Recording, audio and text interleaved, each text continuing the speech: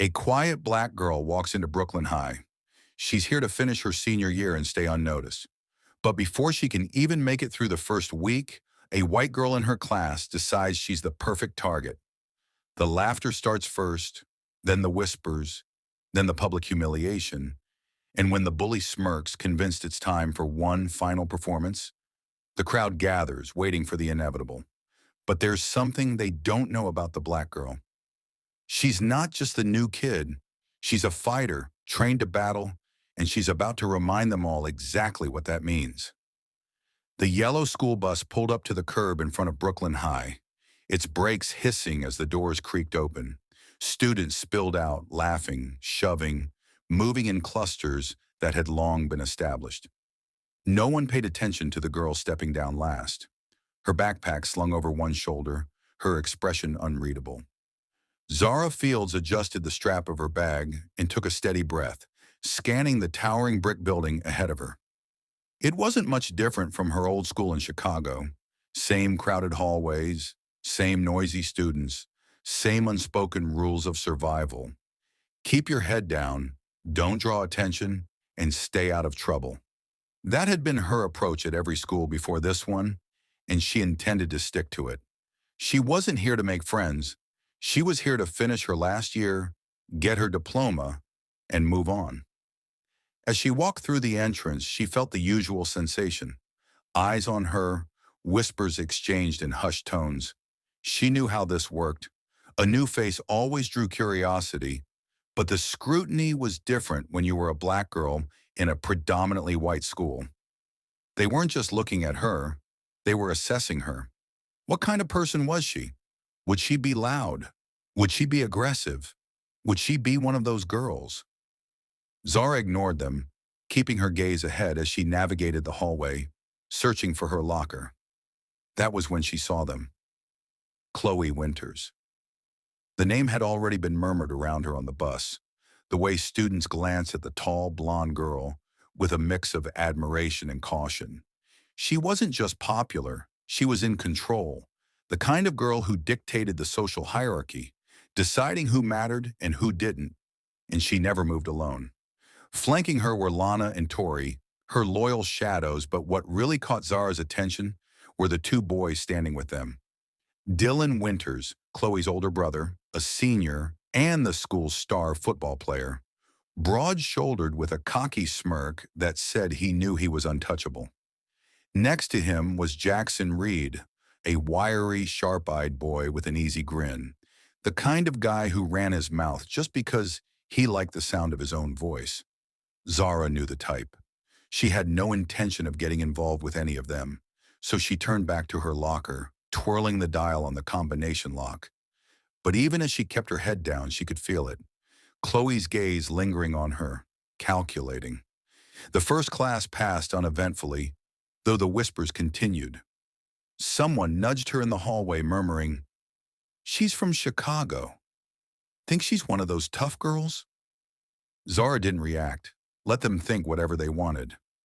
At lunch, she found an empty table in the corner of the cafeteria and sat alone, eating in silence. The hum of conversation and laughter filled the air, but she didn't engage, didn't even look up, until the laughter changed. It was louder now, sharper, targeted. She felt them before she heard them. "Well, well, look at this," Chloe's voice rang out, smooth and dripping with amusement. Zara didn't react, calmly taking a sip of her juice. Is the new girl shy?" Lana chimed in.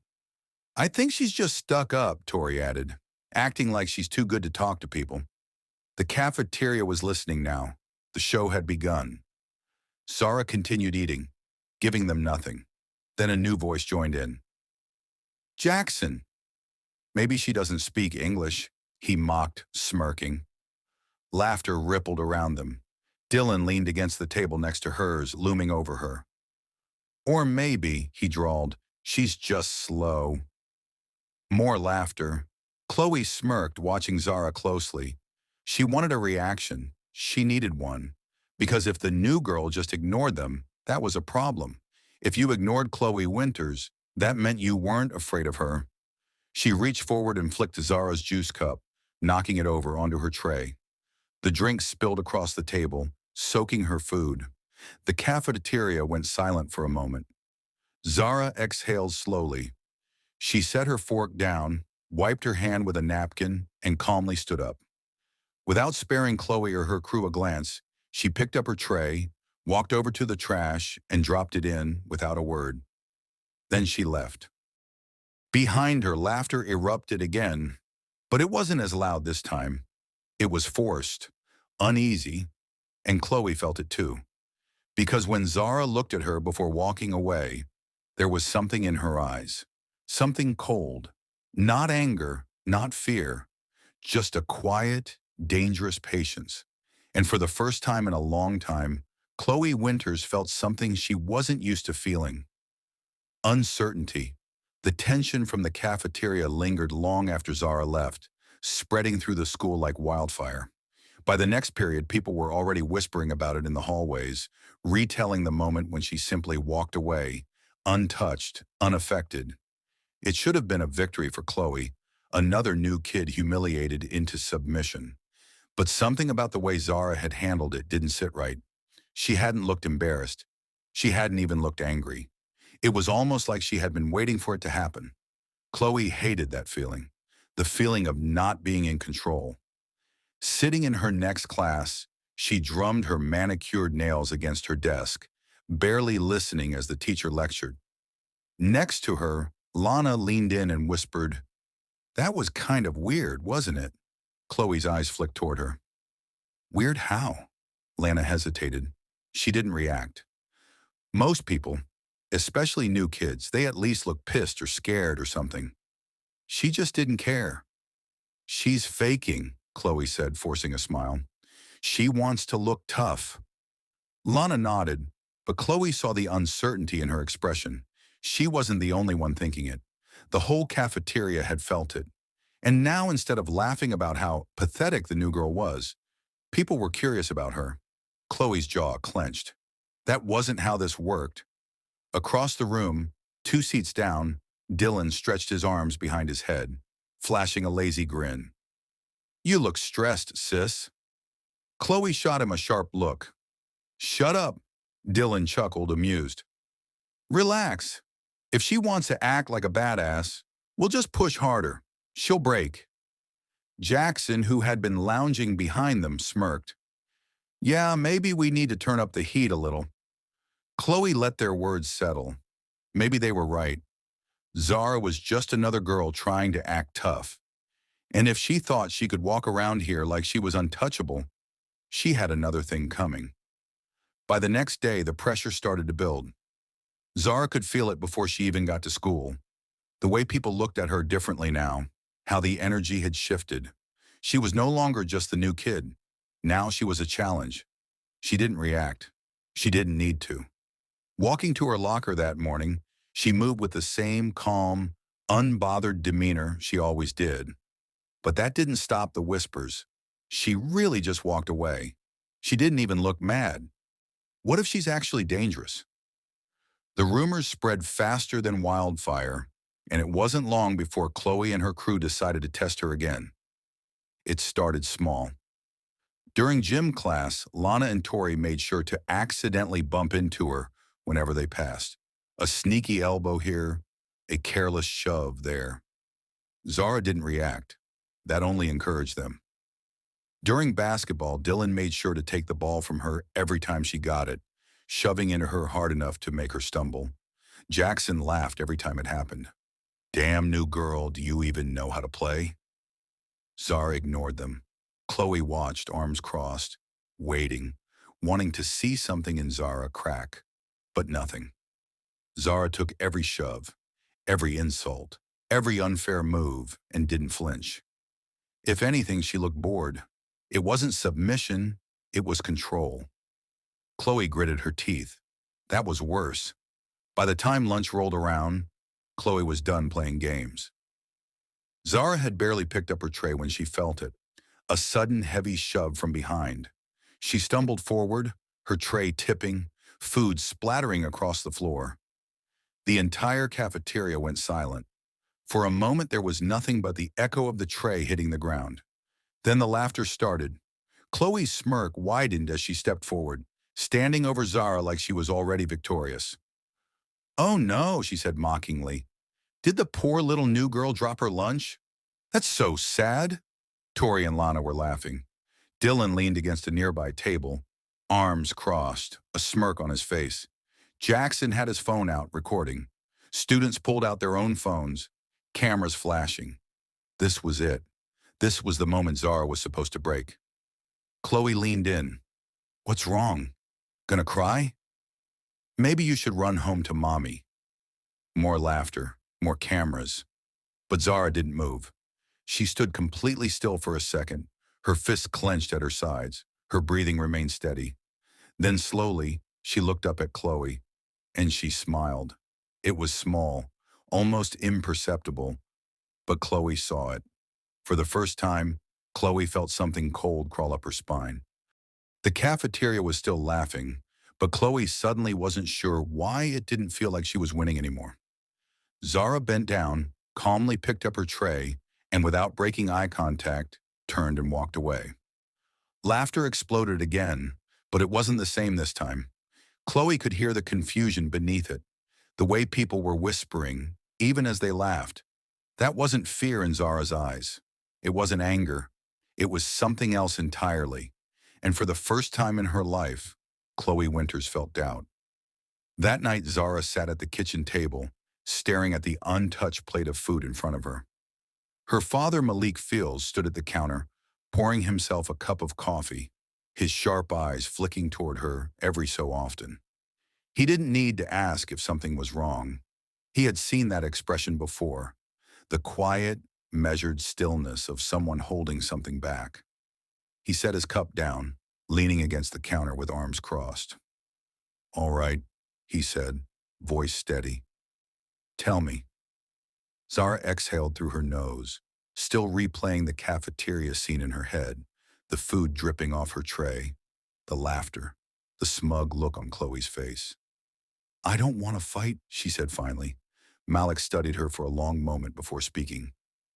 "And yet, you're thinking about it." Zara's fingers curled into fists on the table.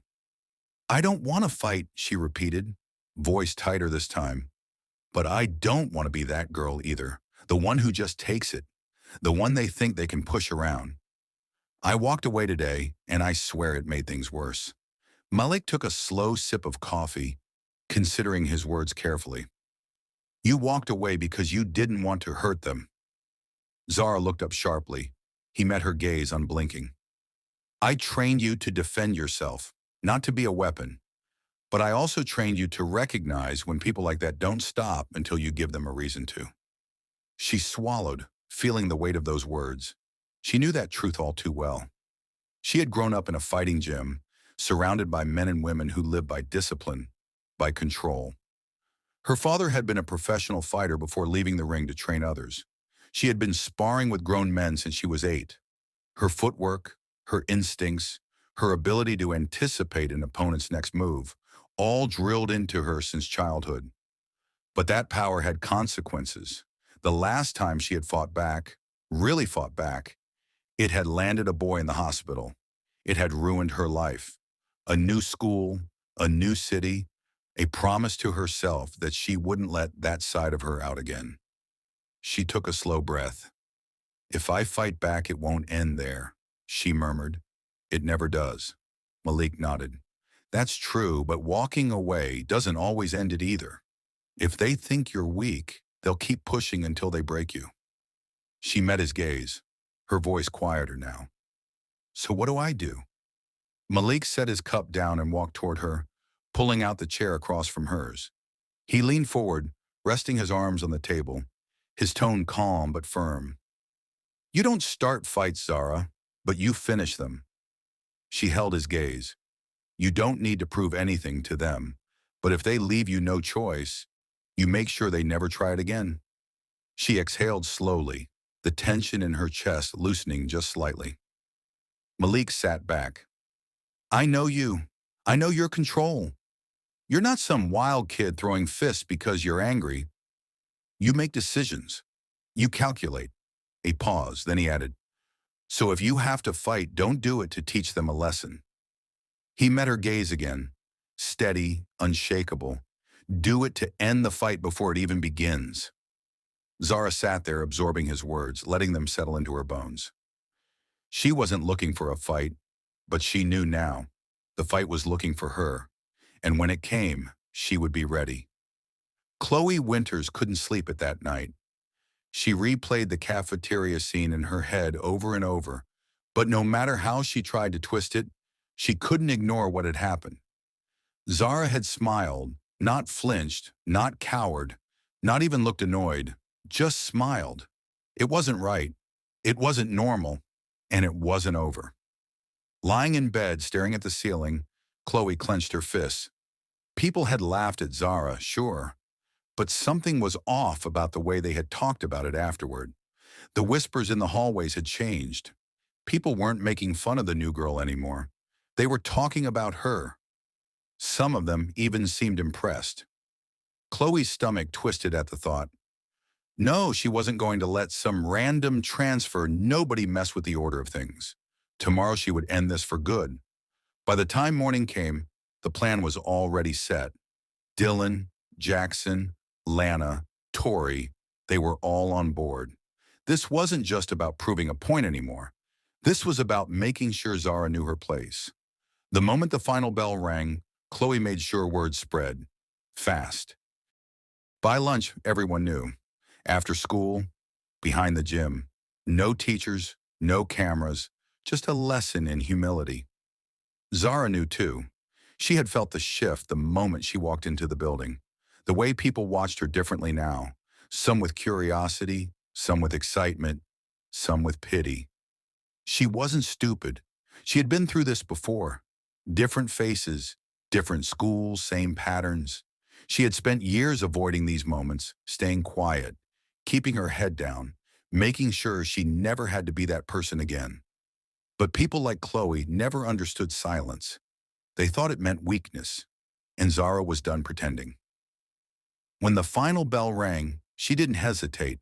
She walked toward the back of the school, stepping into the open lot behind the gym, where the cracked pavement stretched out under the dimming sky. They were already waiting. Chloe stood in the center, arms crossed, her expression smug. Lana and Tori flanked her like always, but this time Dylan and Jackson were there too, standing just a little closer than necessary, their presence an unspoken warning. And behind them, an audience. Word had spread faster than Chloe had expected. At least 20 students had gathered in a loose circle, some whispering, some holding up their phones, waiting for the show to begin. Zara didn't react. She kept walking, slow, steady, controlled, stopping just a few feet from Chloe. Chloe tilted her head. Wow, you actually showed up? I thought you'd just keep running like yesterday. Zara didn't blink.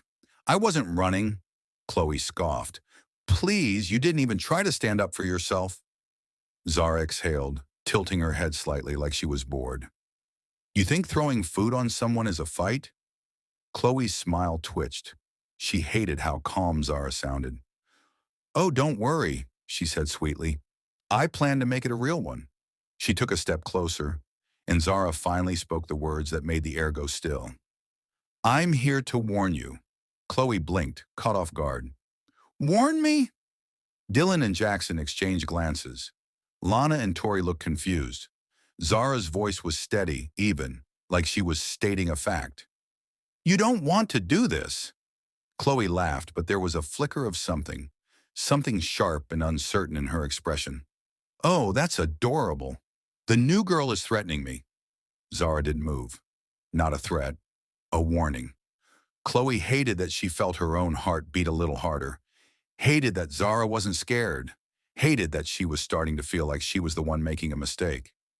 Dylan, sensing the tension, stepped forward, cracking his knuckles.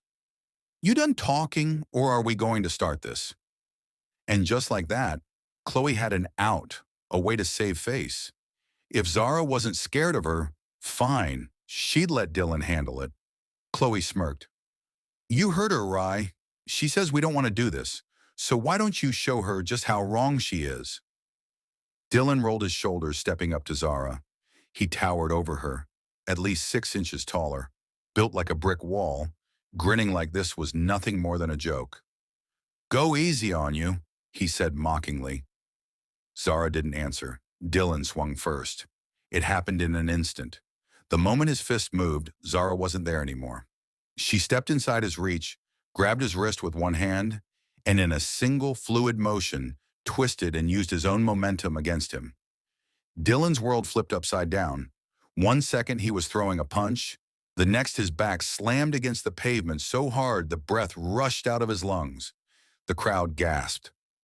Chloe's stomach dropped. Dylan lay on the ground coughing, his eyes wide with confusion, with fear, because that wasn't supposed to happen. That was impossible. Zara stepped back, her face unreadable. "I warned you." Jackson hesitated, his borderito wavered, his body tense. But he had a reputation to keep. He couldn't back down, not in front of everyone. "Pitch got lucky," he spat, charging forward. Zara barely moved. She sidestepped at the last second, one smooth motion, grabbed Jackson's wrist mid-strike, spun behind him and wrenched his arm back in a lock so fast he let out a strangled yell. She let him go.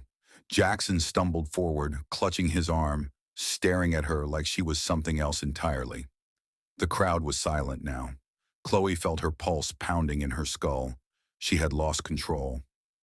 Zara stood there, hands loose at her sides, completely calm, and when she finally looked at Chloe again, her voice was quiet, almost disappointed.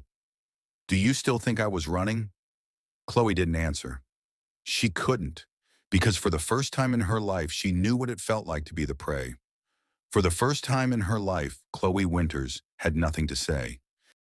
The silence was deafening. The same crowd that had gathered to watch Zara be humiliated now stood frozen, staring, their wide-eyed disbelief reflecting back at Chloe like a distorted mirror. Dylan was still on the ground, struggling to catch his breath, his pride shattered in front of everyone. Jackson stood stiff, his arms still cradled against his chest, his jaw clenched so tight it looked like he was trying to physically hold in his humiliation. Lana and Tori, Chloe's faithful shadows, were eerily quiet, their usual smirks wiped clean off their faces. And Zara, she hadn't moved. She hadn't celebrated, hadn't mocked them, hadn't even looked satisfied. She just stood there steady, her hands still calmly at her sides, like none of this had required any real effort. Chloe's nails dug into her palm. This wasn't how this was supposed to go. Her mind raced, scrambling for a way to fix this, to turn it back around. There had to be something, some way to regain control, to remind everyone that she was still Chloe Winters, still the one who made the rules in this school, still the one people feared. But then Zara spoke, and she made sure Chloe understood exactly how badly she had lost. "You thought this was about power," Zara said, voice quiet, but somehow stronger than all the murmurs surrounding them. "But the truth is, you were never strong to begin with." Chloe felt the words hit like a slap, burning through her skin, her pride, her very existence. And then Zara turned away. Just like that, she turned, leaving Chloe standing there, humiliated, in front of the same crowd that had once worshipped her, a movement so simple, so dismissive. Chloe snapped. She didn't think. She didn't plan. She just acted, lunging forward, her hand grabbing for Zara's hair, in a blind, desperate attempt to take back control. A mistake. Before Chloe could even register what happened, her wrist was caught midair, trapped in a grip that was like iron. Zara didn't even turn her head. She just held Chloe's arm there, effortlessly, her body completely still.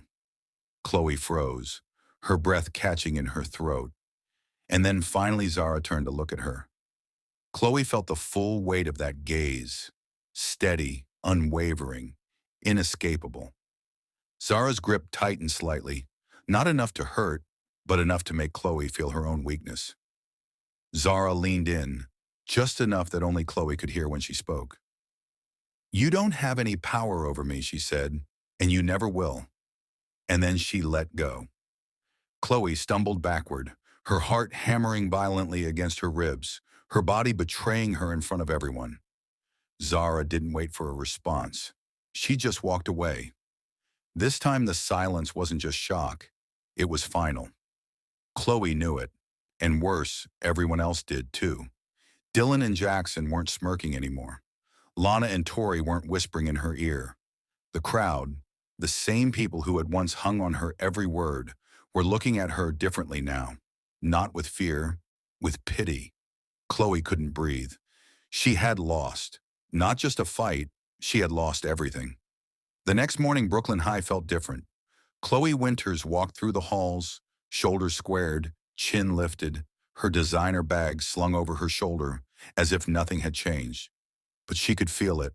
The shift, the weight pressing against her, the whispers that followed her wherever she went. She had spent years commanding the school, controlling the social order, dictating who was important and who was invisible. But now she was the one being watched. Not with admiration, not with fear, with doubt, and worse, with curiosity. It was Zara's name she heard murmured behind her as she passed, not hers. People weren't talking about Chloe's power anymore. They were talking about how the new girl had dismantled it in less than a week. At her usual table in the cafeteria, Chloe sat stiffly, barely touching her food. Lana and Tori were quieter than usual, avoiding eye contact, their loyalty suddenly uncertain. Dylan and Jackson sat nearby, their bruised egos still fresh, but neither of them had anything to say. No one did, because for the first time Chloe wasn't the center of attention. Across the room, Zara sat alone, just like before. She ate her lunch calmly, unbothered, like nothing had happened. But something had. People kept sneaking glances her way. Some students whispered, others just watched, hesitating near her table, as if they were thinking about sitting with her. A few from the basketball team nodded in respect as they passed. Even some of the girls who never would have acknowledged her before now seemed intrigued. But Zara, she didn't care. She wasn't looking for attention. She wasn't trying to replace Chloe. She had done what she came to do, and now she was done. Chloe hated that most of all. That Zara hadn't just beaten her, she had moved on. No victory lap, no gloating, no desire to take Chloe's place at the top. Because to Zara, the throne never mattered. Chloe's fingers clenched around her fork. She could fix this. She had fixed worse before. Maybe if she got ahead of the narrative, maybe if she made Zara look bad, maybe. A shadow fell across her table. Chloe looked up. Zara was standing there. For a second, Chloe forgot how to breathe. Zara didn't sit. She didn't lower her voice. She just looked at Chloe, completely calm, completely in control. "We're done," she said simply. Chloe's throat tightened. Everyone was listening. She could feel dozens of eyes locked onto them, waiting, watching, holding their breath. The words felt like a sentence, a final verdict. Chloe had lost, and everyone knew it. Zara didn't wait for a response. She turned and walked away. Chloe sat there frozen, her world crumbling around her, as Zara stepped through the cafeteria doors and out into the hallway, leaving everything behind. And for the first time in her entire life, Chloe Winters had no control over anything at all. Join us to share meaningful stories by hitting the like and subscribe buttons. Don't forget to turn on the notification bell to start your day with profound lessons and heartfelt empathy.